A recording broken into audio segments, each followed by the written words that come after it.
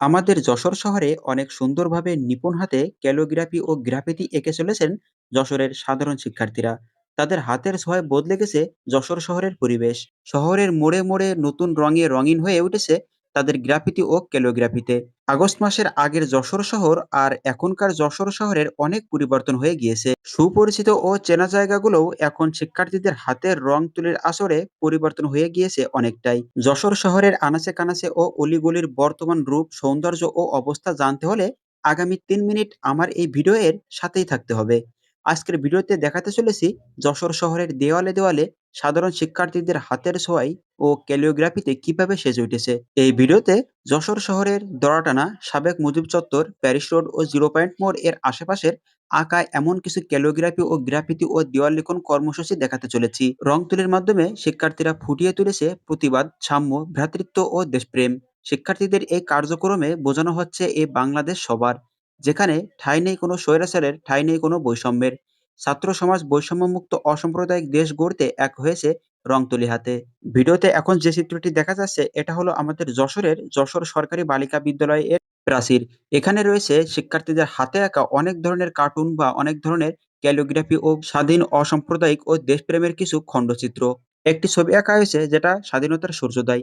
এই জায়গাটি হলো যশোর শহরের প্যারিস রোড খ্যাত আলী হোসেন সড়ক, অর্থাৎ যশোরের নতুন জসকট ভবনের ঠিক পিছনে এবং বাচ্চা ফয়সাল ইনস্টিটিউট এর পাশেই। এখনো প্যারিস রোডের ঠিক এই অবস্থানে আসলে দেখা যায় অনেক শিক্ষার্থীরা এখনো ব্যস্ত রয়েছে রং তুলি হাতে। যশোর শহরের জিরো পয়েন্টে আল্লাহ লেখা ভাস্কর্যের ঠিক পেছনেই রয়েছে খুব সুন্দরভাবে আঁকানো স্বাধীনতার সূর্যোদয় একটা চিত্র। যদিও সব কাজ এখনো সমাপ্ত করা হয় নাই, এখনো কাজ চলমান রয়েছে শিক্ষার্থীদের।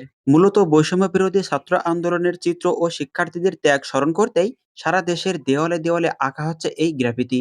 বিভিন্ন স্কুল কলেজের শিক্ষার্থীরা স্বেচ্ছায় অংশ নিয়েছেন এই কাজে। ছাত্র আন্দোলনে জড়িতদের ত্যাগ মানুষের মাঝে স্মরণীয় রাখতেই এই উদ্যোগ, তারা বলছে। গ্রাফিতিতে রাঙিয়ে তোলা হচ্ছে বদলে যাওয়া নতুন বাংলাদেশের গল্প ও আন্দোলন অভ্যুত্থানের নানা ঘটনা। সারা যশোরের গ্রাফিতি ও ক্যালিওগ্রাফিতে শিক্ষার্থীরা ফুটিয়ে তুলেছেন বৈষম্য বিরোধী আন্দোলনে ছাত্র জনতার অর্জন। ভিডিও চিত্রটি আমাদের যশোরের জিরো পয়েন্ট এলাকার, অর্থাৎ পৌরসভার দেওয়াল ঘেঁষে। এই চিত্রটি দ্বারা একজন আদর্শ ছাত্র বা ছাত্রীর কি কি বৈশিষ্ট্য এবং গুণাবলী থাকা প্রয়োজন সেটাই বোঝানো হয়েছে। তবে দেওয়াল লিখন ও গ্রাফিতি কর্মসূচি এখনো পর্যন্ত শেষ হয়নি, এখনো কাজ চলমান রয়েছে। ধীরে ধীরে যশোর শহরের সব জায়গায় এই দেওয়াল লিখন, গ্রাফিতি ও ক্যালিওগ্রাফি কর্মসূচি চলমান থাকবে বলে জানিয়েছে যশোরের বৈষম্য বিরোধী ছাত্র আন্দোলনের সমন্বয়করা। বর্তমানে ভিডিও চিত্রটিতে দেখা যাচ্ছে ঠিক এই জায়গাটি হলো আমাদের যশোরের জিমনেশিয়ামের পাশে, অর্থাৎ পুরাতন লাইব্রেরি বা পৌর পার্ক এর দেওয়াল ঘেঁষে। যশোরের সমস্ত সরকারি, বেসরকারি, আধা সরকারি, প্রাইভেট স্কুল এবং কলেজের শিক্ষার্থীরা এখানে অংশগ্রহণ করেছে এই গ্রাফিতি ও দেওয়াল লিখন কর্মসূচিতে। এঁকেছে বাংলাদেশের পতাকা এবং সদ্য বৈষম্য বিরোধী ছাত্র আন্দোলনের অনেকগুলো স্লোগান। মূলত এই বৈষম্য বিরোধী ছাত্র আন্দোলন এটি স্মরণে রাখার জন্য, স্মরণীয় হবার জন্যই এই গ্রাফিতি এবং দেওয়াল লিখন কর্মসূচি চালাচ্ছেন এই সাধারণ শিক্ষার্থীরা। তাদের হাতের ছোঁয়ায় বদলে গেছে আমাদের যশোর শহরের চারিপাশ। যশোর শহরের সব জায়গায় এখন রঙিন আর রঙিন। আশা করি সাধারণ শিক্ষার্থীদের দিয়ে ভালো কিছুই আগামীতে দেখা যাবে। আজকের ভিডিওটি এ পর্যন্তই। ভিডিওটি সম্পূর্ণ দেখার জন্য অনেক ধন্যবাদ।